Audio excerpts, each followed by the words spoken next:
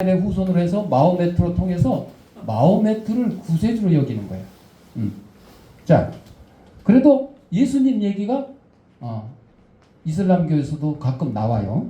거기 전해진 얘기에 예수님이 나사렛 거리를 걷고 있을 때 사람들이 몰려와서 막 욕을 하고 예수님을 핍박하는 내용이 나옵니다. 그런데 예수님은 그 자기를 위해서 욕하는 사람들을 위해서 기도하면서 계속 걸어가는 거예요. 그러니까 어떤 사람이 예수님 어떻게 그럴 수가 있어요? 당신을 욕하는 사람들을 위해서 같이 뭐 욕을 해주든가 막 주먹질 하든가 해야지 어떻게 그들을 위해서 기도하냐 그랬더니 내가 유일하게 가진 것을 그들에게 줄 뿐이요. 나를 핍박하는 자들에게 내가 줄 수 있는 것은 그들을 대항해서 욕을 하고 주먹질하는 것이 아니라 내가 가진 것 기도를 해줄 수밖에 없어. 여러분, 우유가 가득 찬 병을 딱 깨뜨려 놓고 거기에서 식초 냄새가 나기를 바라면 돼야 안 돼요? 안 되죠. 우유병 속에는 우유가 들어있기 때문에 식초 냄새가 날 수가 없어요. 그래서 우리 기독교인들의 마음에서 어떻게 증오와 원한의 참말이 나올 수 있겠는가? 우리의 마음속에는 성령의 9가지 열매가 있어요. 사랑과 일합과 화평과 막 해가지고 쫙 9가지. 그러니까 그 9가지 성령의 열매가 나오는 거예요. 우리 그리스도인들을 건드리면. 그래서 건드린다는 것이 우리를 괴롭게 할 수도 있고 뒤통수를 때릴 수도 있고 나에게 사기를 칠 수도 있죠. 이렇게 건들 때 우리는 그들을 상대를 대적해서 나올 수 있는 게 내 마음속에 있는 것이 나오는데 사랑이 나오고 희락이 나오고 화평이 나오고 이런 거죠.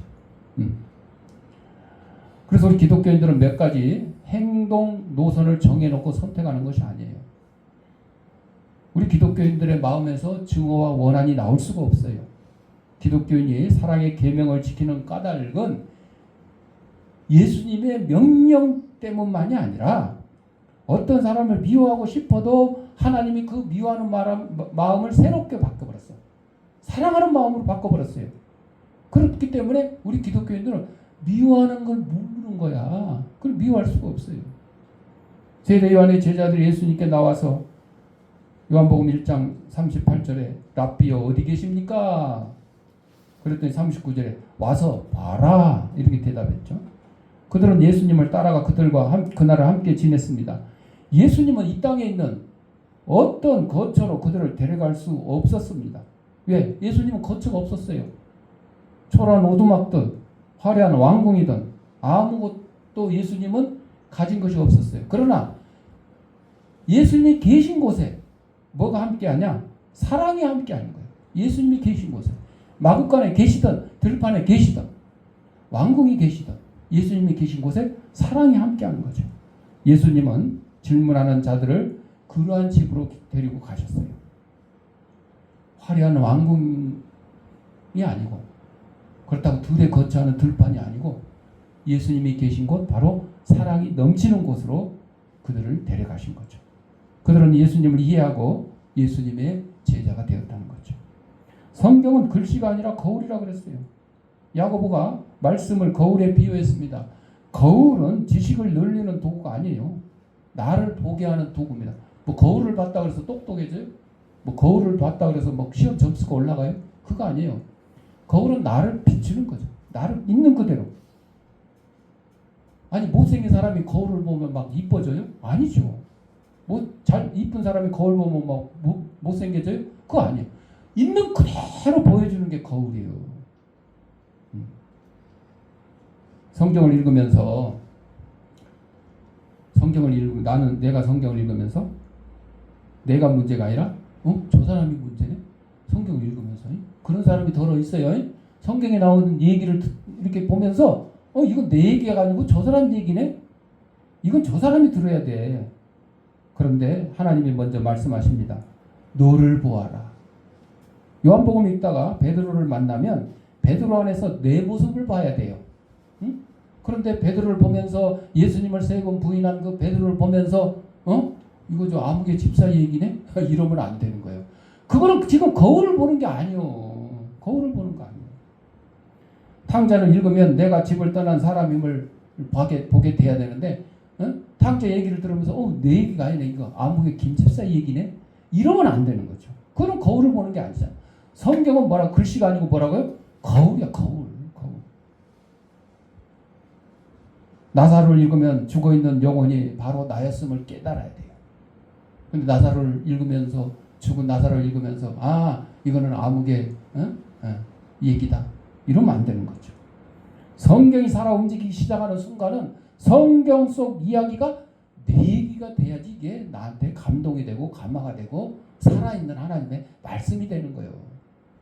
근데 성경을 읽으면서 이거는 누구 얘기다, 이건 누구한테 하는 말이다, 도둑질하지 말라 그러니까 저 도둑놈한테 하는 말이다, 살인하지 말라 그러니까 저 살인자한테 하는 말이다. 아니요, 나보고 하는 말이에요. 나보고 하는. 그래서 이브리서 4장 12절에 하나님의 말씀이 살아있고 활력이 있다고 그랬어요. 말씀이 살아있다는 것은 나를 살린다는 것이죠.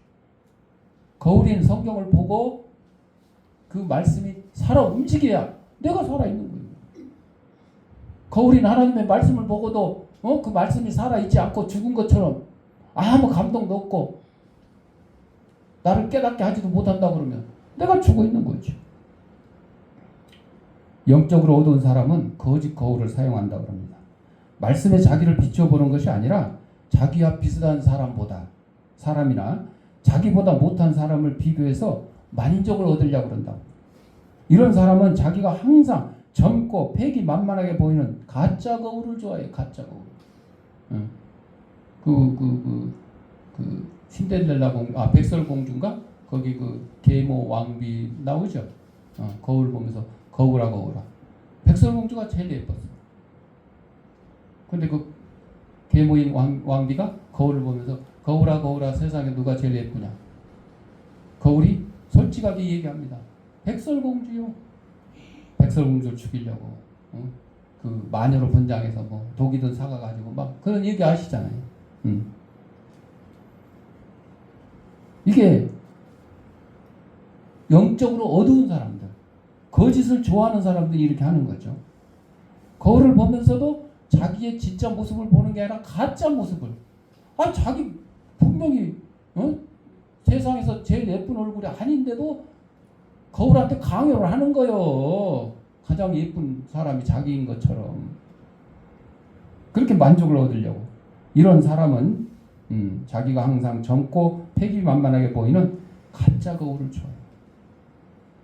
그래서 거울이 살아있는 생물이 아니기 때문에 무생물이잖아요. 그러니까 거울이 뭐 진짜 우리 모습을 있는 그대로 보여주기만 하는 거예요. 그러나 동화에 나오는 그 거울 같으면 이제 귀찮아서라도 맞아요, 그냥 왕비님 제일 예뻐요.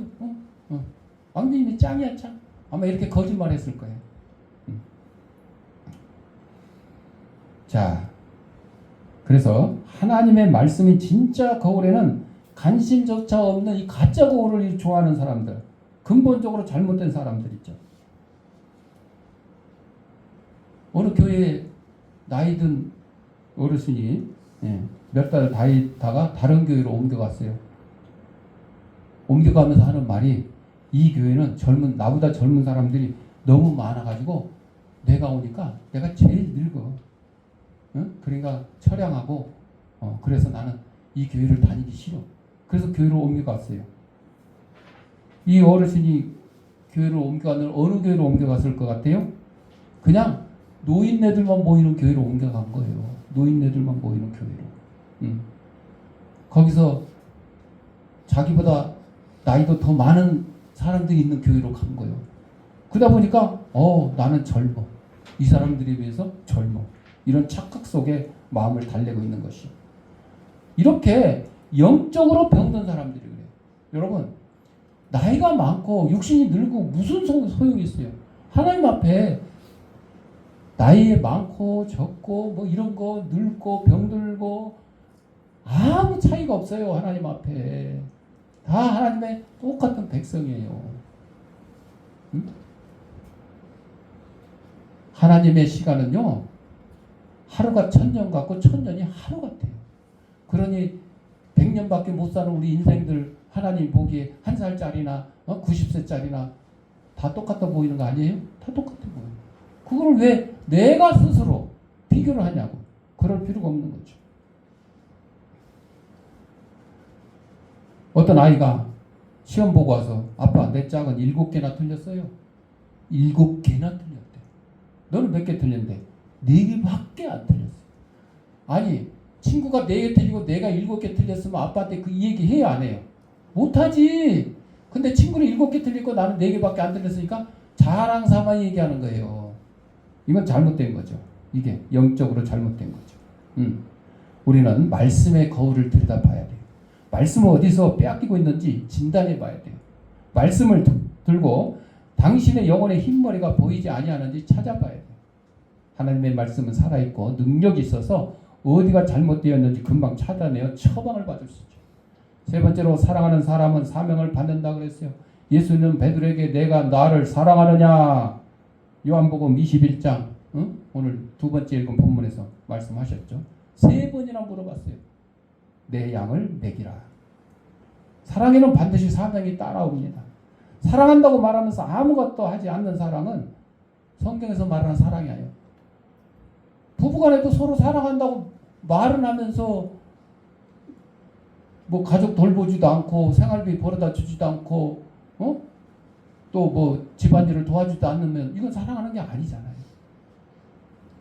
특히 우리 그리스도인들은 예수님을 사랑한다면 예수님이 사랑하는 사람을 사랑해야 돼요. 예수님이 이 땅에 오셔서 어떤 사람을 사랑했어요? 부자 사랑했어요? 뭐 고관 대작 사랑했어요? 병든 사람, 소외된 사람, 장애인, 가난한 사람, 심지어는 원수까지도 사랑했어요. 그래서 오늘 요한복음 21장은 사랑의 고백이 사명의 출발이라는 사실을 보여줘. 사랑합니다. 그러면 행동이 따라야 되는 거죠.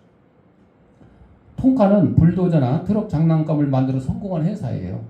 회사 사장 로버트 토니어가 초등학교 6학년까지밖에 안 다녔지만 신앙이 독실한 사람이었어요.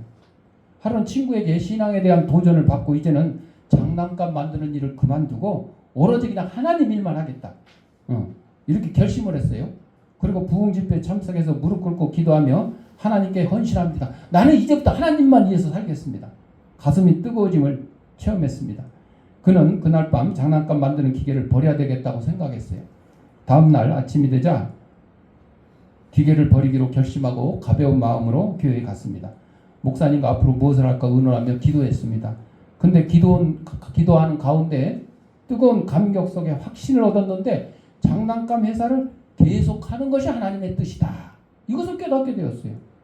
그래, 지금부터는 나의 사업이 아니라 하나님의 사업을 하자. 이렇게 결단을 내린 토니어는 장난감 기계를 다시 모아 회사를 계속하고 통카 회사를 성공적으로 발전시키고 순이익의 90%를 자선사업과 교육사업, 선교사업에 사용했습니다. 정글 크루저라고 하는 정글 부수는 기계를 만들어 원주민 선교에 크게 이바지했습니다. 토니어는 통가의 세계는 복의 세계라고 간증을 했습니다. 내가 사는 삶의 터전에서 주님을 위해 평생 헌신할 수 있다면 그것이 곧 여러분의 사명이에요. 다 목사가 될 수 없어요. 다 선교사가 될 수가 없어요. 내가 있는 이 자리에서 무슨 일을 하든지 그걸 이용해서 하나님의 사랑을 전하고 복음을 전하면 이게 바로 사명자인 거죠. 그 일이 비록 소박하고 보잘것 없어 보이는 일일지라도 그 일을 통해서 내 영이 주님을 바라볼 수 있으면 주님의 마음을 이해하고 실천할 수 있는 근원이 되는 일이라면 그 일을 사명으로 알고 최선을 다해야 된다는 거죠. 네 번째로 하나님은 낮은 곳으로 우리를 보내셨어요. 예수님은 언제나 병든 사람에게 가셨어요. 세리에게 가셨어요. 죄인에게 가셨어요. 잃어버린 양을 찾아가셨어요. 하나님의 시선은 언제나 낮은 곳을 향합니다. 왜? 하나님의 사랑은 가장 약한 곳에서 가장 강하게 드러나기 때문입니다. 오늘날 교회도 마찬가지입니다. 교회가 세상에서 가장 먼저 가야 할 것은 화려한 곳이 아니라 외로운 곳이에요. 마지막으로 하나님의 일은 내가 드러나는 것이 아니라 예수님이 드러나야죠. 사람은 쉽게 자신의 사역을 자랑합니다. 그러나 세례 요한은 말합니다. 그는 흥하여야겠고 나는 쇠하여야 하리라. 우리의 봉사도 우리의 선교도 우리의 헌신도 결국 목적은 하나님이다. 예수님만 드러나게 하는 거죠.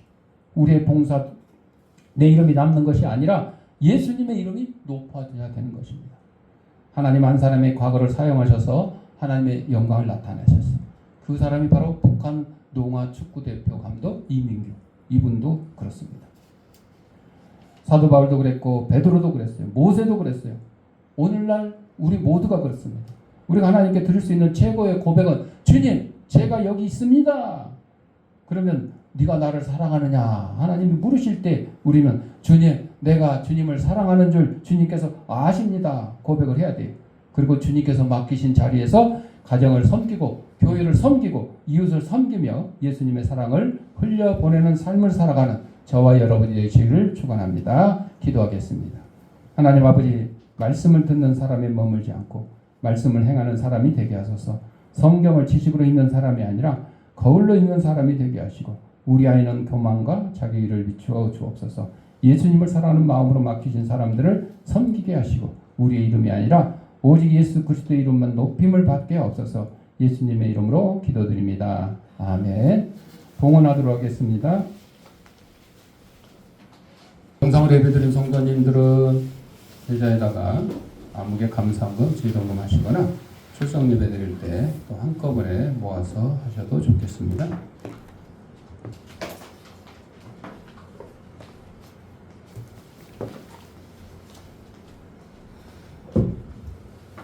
기도하겠습니다. 하나님 아버지 감사합니다. 이 시간 하나님께서 우리에게 허락하신 물질 가운데 하나님의 것을 구별하여 하나님께 드립니다.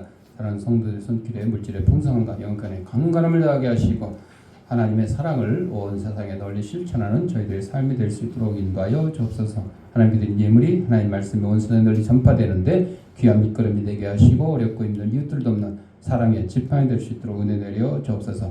드릴 때마다 감사하며 예수님의 이름으로 기도합니다. 아멘. 찬송 202장.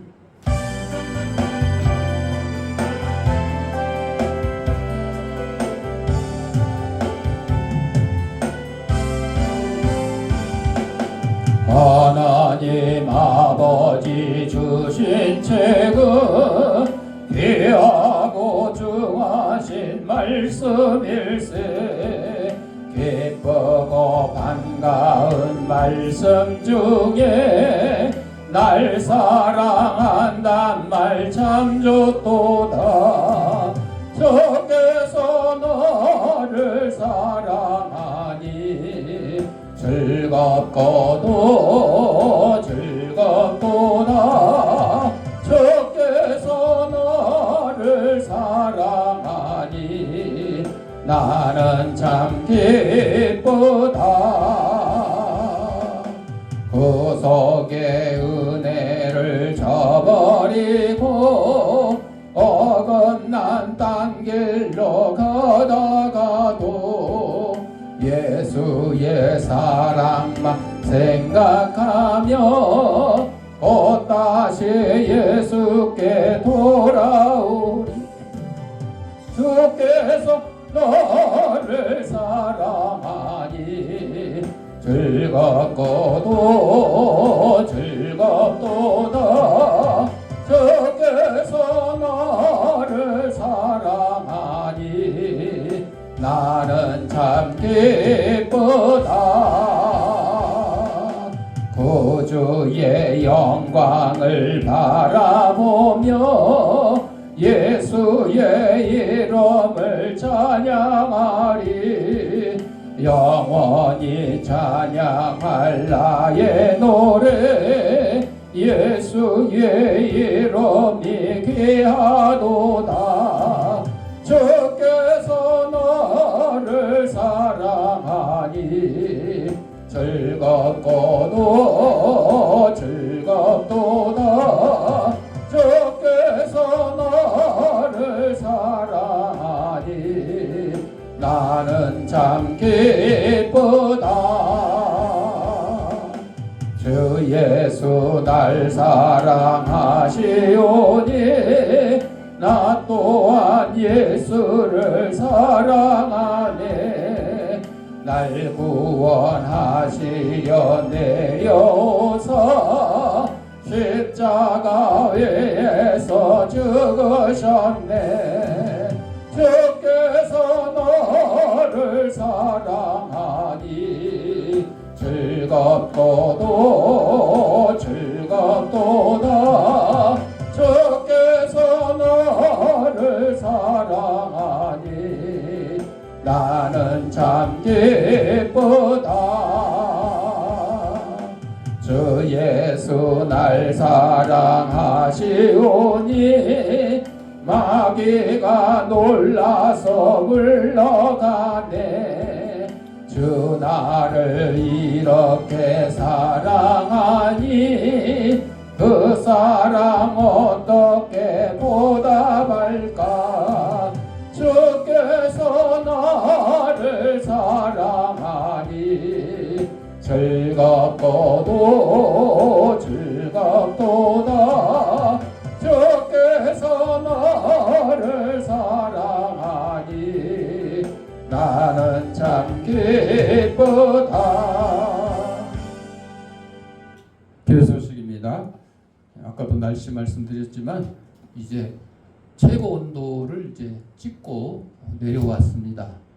그래서 어제 뭐 동해안 쪽은 막 강릉에 막 비가 막 시간당 80mm가 와가지고 막 물난리가 나고 그랬다고 그러는데, 오늘은 충청도까지 해서 비가 좀 온다고 그래요.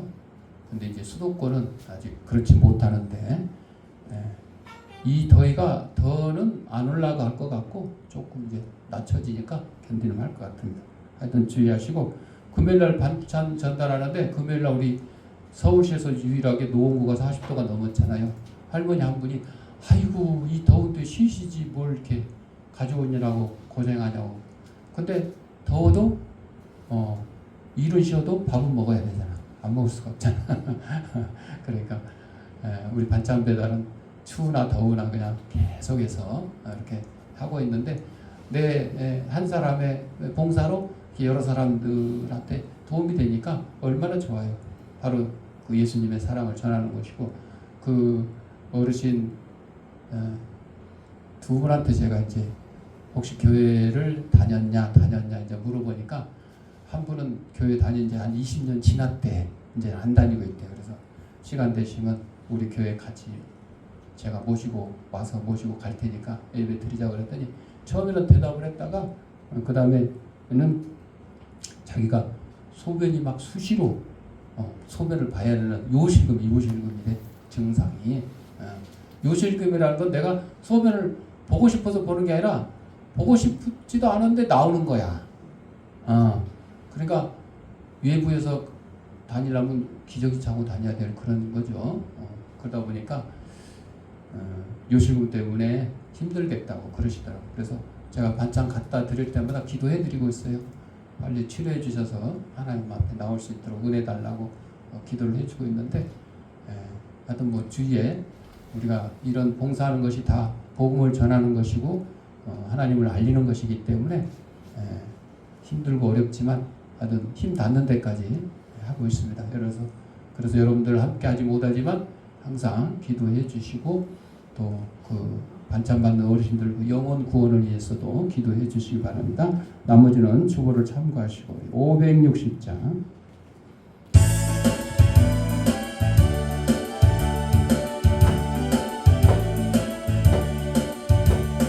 주의 발자취를 따르니 어찌 즐거운 일 아닌가. 마음의 맑은 하늘 열리고 밝은 빛이 비친 너. 발자취를 따라가자 기쁜 마음으로. 발자취를 따라가자 찬송하며 즐겁게. 주의 발자취를 따르니 어찌 행복한 일 아닌가. 마음의 악한 생각 사라져 밝은 마음 싹 돈다. 발자취를 따라가자 기쁜 마음으로. 발자취를 따라가자 찬송하며 즐겁게. 주의 발자취를 따르니 어찌 돈도 당연한 일 아닌가. 맘의 두려움은 사라져 새로운 힘 솟는다. 알려지를 따라가자 기쁜 마음으로. 알려지를 따라가자 찬송하며 즐겁게. 아멘. 아픈 데 있는 사람 아픈 데 손을 드시고, 아픈 데 없는 사람 머리에 손을 대시고 따라합시다. 나는 하나님의 초강력한 능력을 가진 치유 사역자다. 예수님의 이름으로 명하노니 생기야 너는 사방으로부터 내 몸속에 들어와 하나님의 이름으로 형상을 회복해 하고 육신의 질병을 내쫓고 영혼의 질병을 내쫓아라. 이제는 우리 주 예수 그리스도 은혜와 하나님 아버지의 무한한 사랑과 성령의 감동감화 교통하심이 예수 그리스도의 사랑을 온 세상에 실천하며 살아가기를 다짐하는 다른 주의 백성들 머리 위에 저들의 가정과 직장과 사업장이 이 주양교회 위에 이제부터 영원토록 함께 있을지어다. 아멘.